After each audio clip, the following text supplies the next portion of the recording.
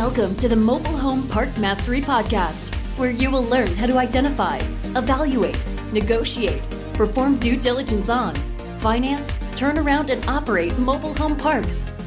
And now, here is your host, the fifth largest mobile home park owner in the United States, Frank Rolfe.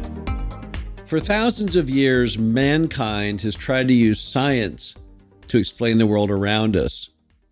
There's every reason you'd want to do that because we all take great comfort in being able to control our environment, our surroundings, our behavior, and make sense of how it all works. This is Frank Rolfe, the Mobile Home Park Mastery Podcast. We're going to talk about the simple science of making money with a mobile home park. So let's start off with one of the big items that you need to be aware of, and that's the multiplier effect. We are in the income property business, and when you apply a cap rate to our income, you end up with a price that is much, much larger than that amount of income. Where did that come from? Well, it came from appraisers and lenders, and the simple fact that there's some basic science based on coverage ratios and other items that give lenders comfort that you can take out a loan on a mobile home park and pay it back. If you couldn't, they wouldn't do it. And in fact, cap rates vary based on asset classes, based on the expectation of return and safety and security. And in our industry right now, those cap rates can be quite all over the board based on the quality of the mobile home park. Cap rates can often be as low as 4 or 5% on certain properties, to as high as 10 or 12 on others that have real challenges. So for the sake of this discussion, I've chosen an 8% cap rate, kind of a mid-range cap rate, not reminiscent of the best of properties, but also not reminiscent of the worst, kind of an average. And at an 8% cap rate, $1 of income is valued at $13. So that's kind of a rough 8% cap rate transference of amount of net income to amount of value. So if that's the case, if it's 13 times to come up with the multiplier of value, then let's look at the 4 key drivers in making money with a mobile home park and see what those limitations actually are. The first and foremost way that most mobile home parks generate additional value, additional money, is to raise rents. Now, why do we raise rents? Do we raise rents to gouge people, or are we just cruel and evil as the media would portray? I don't think that's true. What happened is that mobile home park lot rents have sat at levels that make no sense based on inflation from the past. So if you look at the rents back when these properties were built, back in the 1950s and 60s, a very common number was $50 per month. Now, if you inflation adjust that through today, that's $500 per month. Yet our U.S. average on lot rent is only about $280. What happened? How come a mobile home park lot today is half the price as it was in the 1950s and 60s? Well, it's very simple. Mom and pop quantitative easing. They never raised their rents annually in line with inflation. So today, mobile home park owners are faced with trying to catch up with decades of deferred inflation to make sense of their rents. In many markets that we serve, apartments cost $1,000 a month more than mobile home park rents, and it doesn't make any sense from a fairness perspective. Our product is superior. We give people a detached dwelling, no neighbors knocking on walls and ceilings, your own yard, the ability to park by your front door, and the ability to be a homeowner. So why are we so much cheaper? Well, we shouldn't be. On top of that, if mobile home parks don't get in the game and raise their rents, you'll never be able to have the parks maintained. It takes a lot of money to bring old mobile home parks back to life. The other problem is redevelopment. If parks are not the highest use for the land, then they'll typically be redeveloped into another use. What's that most common use are redeveloped into? Well, you guessed it, apartments, because they're like $1,000 a month per unit more than we are. So what is the impact? What is the science that I'm making money by raising rents? Well, if I have a 50-space park that has 50 customers in it, and I raise my rent $20 once a year. That's all. $20 increase once a year times 12 for 12 months times 13 for the multiplier. That one rent increase increases the value of that mobile home park by $156,000. And if you repeat that every year, you would be increasing the value by another $156,000. So that's the first way parks make money. How they create value is the very simple economics of raising rent coupled with the multiplier. Now, what's the next way? The next way is many mobile home parks are sadly behind the times, and the park is still paying all of the water and sewer for the residents. And we all know that's wrong. If you want to foster conservation, people need to pay their own water sewer. No one disputes this. Well, typically, when you have the resident pay their own water sewer, their bill drops by about 30%. So everyone out there who doesn't have to pay for what they use typically overuses utilities by about a third.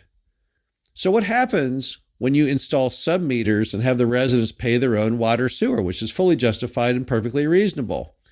Well, if you assume the average American spends about $40 a month with water and sewer, then 50 times 40 times 12 times 13, you've just increased the value of that mobile home park by about $312,000 simply by having people pay for the utilities that they use. Now, the third way that you create value, and the science behind it, is to fill vacant lots. Assuming in this example, the mobile home park has 50 occupied lots, but it has 10 that are vacant. If I can go out and fill those 10 vacant lots, and I'll have to put some work into it to do that. I'll have to go buy new homes or used homes and bring them into those lots. I'll need to find a lending source like 21st Mortgage to provide a mortgage on them. If I can get those homes sold off, and let's assume that lot rent is $300 a month, then what I have is 10 times $300, which is the new lot rent, times 12, times 13, and now I've increased the value by $468,000 on that mobile home park. Now, the fourth way is to cut costs. Now, the two typical largest leaders in cost cutting with mobile home parks in our experience, one is fixing waterline leaks. It's very common that mom and pop has never put any effort into that at all. There's a company out there called American Leak Detection that can go and find all your mainline leaks for you if you can find one of their franchises near you. So if I fix those water leaks or if I change my manager out for someone who is a little less expensive, because many mom and pops horribly overpay managers, then let's assume that in doing so, I save a total of $30, right? Times $130,000 a year in total costs saved. And that could be in a mixture of water, be a mixture of the manager plus water, all cost cutting, $30,000. If I cap that one-time improvement, so multiply it times 13, I end up with $390,000 of additional value. And if you total the four things I just mentioned, raising rents, pushing water sewer back onto the customers to pay, filling lots, and cutting costs, I've just created $1,326,000. And if I work backwards, if I look at that value creation at that cap rate, I've also created about $100,000 of additional cash flow. So that's the end results of my work. So what does it all mean? What does the science mean? What does it mean as far as the way to make money and the 13 times and all the rest of it? Well, it means, number one, that mobile home parks can be very, very profitable, because typically when we're buying these things from the original mom and pop, there's plenty of room to raise rents, plenty of room to cut costs, room to fill lots, and typically we're the folks who ultimately install the meters and have the people pay for their own water and sewer usage. So first observation, mobile home parks just have a lot of value built into them. But the other part is every park doesn't have to share all of these attributes to succeed. If you buy a mobile home park that's already completely full, it already has the water meters installed, it already has all of the cost cutting already done on the front end, you can still do incredibly well with just raising rents. Based on this example, if I was to raise those rents $20 a month, one time a year, within 5 years, I've created almost $800,000 of value. I've already almost made my way back to at least $1 million of value creation just with those 5 $20 increases on my 50-lot property. So you don't have to have all of them. You might say, well, this property I'm looking at, the rents are fully at market, but there's a lot of vacant lots. Well, once again, you can still make a lot of value with that mobile home park. So there's lots of opportunity in it. Now, one thing people are going to ask is, can you do these on all parks? Are these options available? And the answer is no, you still have to buy the right park. Now, think of it this way. If these are the additional things you can do to create money, all you'd have to do is buy that 50-space park at whatever price would just cover the mortgage. Because we're not trying to make a fortune off just the park. Think of the park kind of as the chassis of the car.